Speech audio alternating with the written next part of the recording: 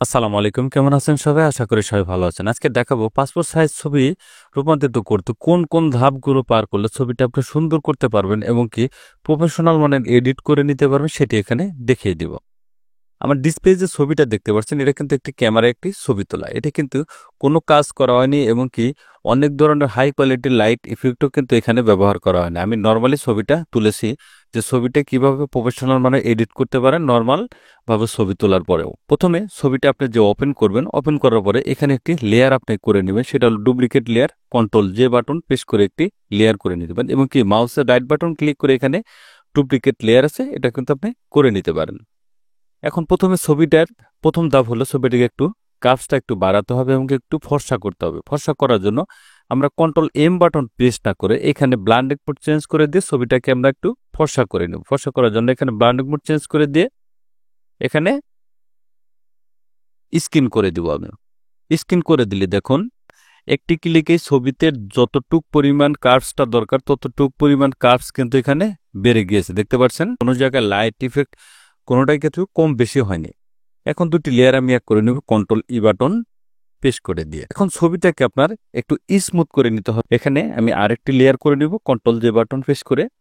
এখন চলে যাব এখানে কুইক টুল, এখানে কুইক সিলেকশন টুল দেখতে পাবেন। এখানে একটু ক্লিক করে দিলাম। আমি ক্লিক করে দিলে দেখুন এখানে যে যতটুক পরিমাণ শ্যাডো রয়েছে ততটুক পরিমাণ কিন্তু এখানে ম্যাজিক টুল হিসেবে এটা মার্ক হয়ে গেছে। মাউসের রাইট বাটন ক্লিক করে এখানে ফেদার অপশনে গিয়ে এখানে আমি 50 দিয়ে দিব বা 40 দিয়ে দিতে পারেন। ধরুন আমি 50 দিয়ে দিলাম।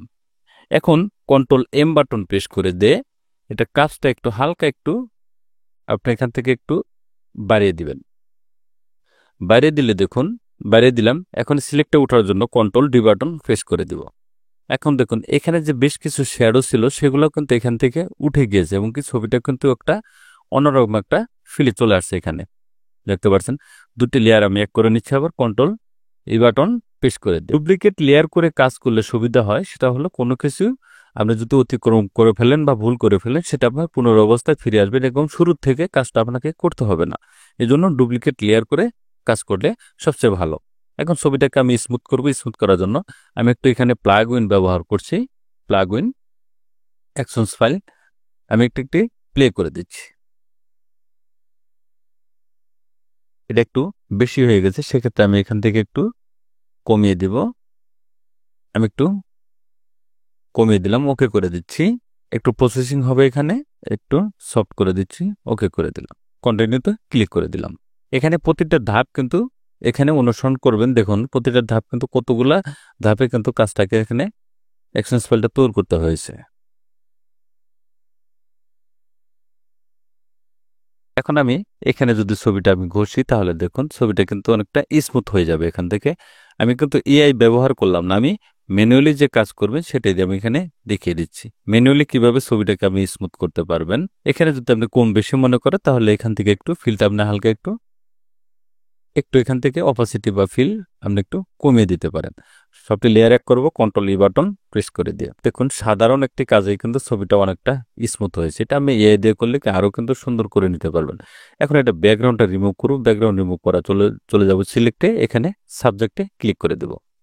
সাবজেক্টে ক্লিক করে দিয়ে ছবিটাকে আমার পুরোটা মার্ক করে নেব। এখানে দেখুন ছবিটা মার্ক করে নিয়েছে। দেখুন এই যে শ্যাডোটা ছিল এই শ্যাডোটা কিন্তু মার্ক করেছে, এই শ্যাডোটা কিন্তু রিমুভ করতে হবে। অল বাটন ধরে এটাকে একটু এই সাইডে একটু মার্ক করে দিবেন। আপনি মার্ক করে দিলাম। মাউসের রাইট বাটন ক্লিক করে এখানে ফেদার এখানে আমি এখানে 4 দিয়ে দিচ্ছি। এখন মার্কস আমি ক্লিক করে দিলাম। দেখুন ছবিটার ব্যাকগ্রাউন্ডটা চেঞ্জ হয়েছে। ব্যাকগ্রাউন্ড অ্যাড করার জন্য অ্যাডজাস্টমেন্ট ফিল কালার, এখানে সলিড কালার যে কালারটা দিতে চাচ্ছেন সেই কালারটা এখানে চুজ করে দিবেন। এটা দিয়ে এটা নিচে ছেড়ে দিবেন। দেখুন এটা কিন্তু সেট হয়ে গেছে। এখন একটু গ্রেডিং আপনাকে করে নিতে হবে। গ্রেডিং করার জন্য উপরে লেয়ারে সিলেক্ট করা অবস্থায় এখানে চলে যাবেন আপনার ইমেজ অ্যাডজাস্টমেন্ট সিলেক্টিভ কালার। এখান থেকে ব্ল্যাক কালারটা নিয়ে নিব। আমি ব্ল্যাক, চুলটা একটু কালো করব, একটু ব্ল্যাক নিয়ে নিলাম, ওকে করে দিচ্ছি। এখন ছবিটাকে আপনি আনসাইজ মাপে যে কোনো সাইজে মাপে আপনি ছবিটাকে ক্রপ করে নিতে পারেন। ছবি দেখাচ্ছে এখানে, আমি আরেকটি ছবি ওপেন করে নিচ্ছি। একটি ছবি দেখুন সাধারণত তুলতে গেলে ছবিগুলো এখানে দেখুন লাইটের ইফেক্ট পড়েছে, এটা আপনি কিভাবে রিমুভ করবেন সেটি দেখিয়ে দেবো এখান থেকে। এটা আমি লেসার টুলের মাধ্যমে আমি এতটুক পরিমাণ এটাকে একটু মার্ক করে নিলাম। মার্ক করে মাউসের রাইট বাটন ক্লিক করব, এখানে ফেদার, এখানে টেন দিয়ে দিচ্ছি, মুভ টুল, এখানে কন্ট্রোল জে বাটন প্রেস করে দেব। এটি কিন্তু একটি লেয়ার হয়ে গেছে, দেখতে পাচ্ছেন একটি লেয়ার। এখানে অ্যাঙ্কার পয়েন্টে সিলেক্ট করলে দেখুন ট্রান্সলেটর আসবে, এখান থেকে ট্রান্সফর্ম করে ফ্লিপ হরিজেন্টাল করে দিবেন। হরিজেন্টাল করে দিয়ে এই সাইডে আপনি বসানোর ট্রাই করবেন। যে সাইডে আপনার ভালো রয়েছে নষ্ট, এই যে লাইট পড়েছে, এই যে লাইট দেখতে পাচ্ছেন, এই লাইটের এখানে এটা আপনি এই পাশে বসানোর ট্রাই করবেন। দেখুন একটু ছোট বড় হবে, এটা আপনি এখান থেকে মিলিয়ে নেবেন। একটু হালকা মিলিয়ে দিলাম, আমি ওকে করে দিলাম। এখন ইরেজার টুলে চলে যাব। ইরেজার টুল, এখান থেকে আপনি হালকা একটু উপরের লেয়ারটা একটু হালকা ইরেজ করে দিবেন। যদি আপনার বেশি চলে আসে সেক্ষেত্রে একটু হালকা এখান থেকে ইরেজ করে দিলেই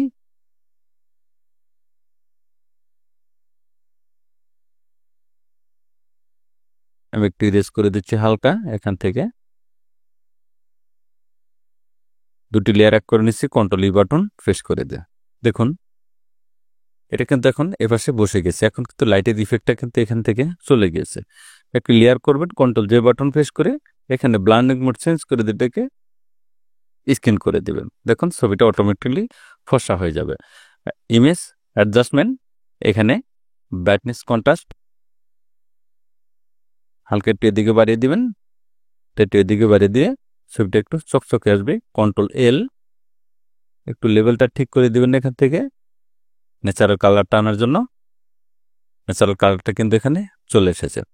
সিম্পল একটি ছবিকে কিছু টিক্স আপনাকে জানতে হয়, যেগুলো করলে আপনি সাধারণত ছবিকে আপনি সুন্দর করে নিতে পারেন। এখন ছবিটাকে একটু সুন্দর করবো না, সুন্দর করার জন্য আমি আরেকটি লেয়ার করছি, কন্ট্রোল যে বাটন প্রেস করে দিয়ে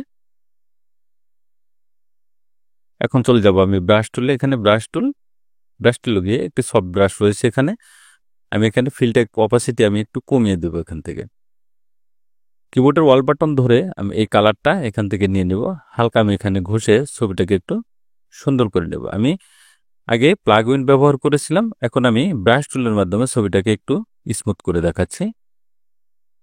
এই যে কালো কালো ভাব থাকবে সেটাও কিভাবে রিমুভ করবেন সেটাও দেখিয়ে দিব আমি।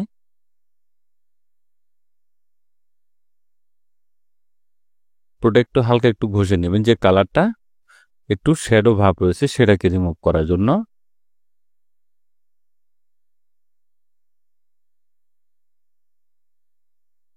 একটু ম্যাচিং করে নেবেন কালারটা, যাতে পুরো বডির যে কালারটা থাকে সে ফেসের কালারটা সেটা যাতে পুরোটা ছবিতেই থাকে, তা নাহলে এক জায়গায় এক রকমের কালার দেখা যাবে, এটা কিন্তু দেখতে কিন্তু ভালো লাগবে না তখন। মোটামুটি একটা এখানে আমি ঘষে নিলাম। এখন এই কাছে কিছু কালো কালো শ্যাডো রয়েছে সেটা রিমুভ করার জন্য ব্লান্ডিং মোড চেঞ্জ করে দিয়ে এটাকে আমি ওভারলে করে দিবেন। ওভারলে করে দিয়ে যদি আপনি হালকা এখানে ঘষেন তাহলে দেখবেন এই যে শ্যাডো যে কালো যে ভাবটা ছিল সেটা কিন্তু এখান থেকে এখানে কিছু রয়েছে, কালো কালো যে ভাবটা থাকবে সেটা কিন্তু এখান থেকে রিমুভ হয়ে যাবে, একটু হাইলাইট হয়ে যাবে। হাইলাইট হলে তখন এই কালো যে শ্যাডো ভাবটা সেটা এখানে আর থাকবে না। এটা কিন্তু অপাসিটি অবশ্যই কমিয়ে দিবেন, বেশি দিলে কিন্তু লাইটটা কিন্তু একটা জ্বলে যাবে। দেখুন শ্যাডো ভাবটা ছিল সেটা কিন্তু এখান থেকে রিমুভ হয়ে গেছে। যদি আপনি মনে করেন যে কাজের ক্ষেত্রটা অনেক বেশি, সেক্ষেত্রে এখান থেকে আপনি অপাসিটি হালকা একটু কমিয়ে দিবেন বা ফিলটা একটু হালকা আপনি কমিয়ে দিতে পারেন ছবির কালার গ্রেডিংটা ঠিক রাখার জন্য। Thank you. ভালো থাকবেন সবাই। ভিডিও যদি ভালো লাগে অবশ্যই লাইক কমেন্ট শেয়ার করে দিবেন, সাবস্ক্রাইব করুন, বেল আইকনে চালু রাখবেন, নতুন নতুন ভিডিও পেতে চ্যানেলটি ফলো করে রাখবেন। ভালো থাকবেন, সুস্থ থাকবেন, আল্লাহ হাফেজ।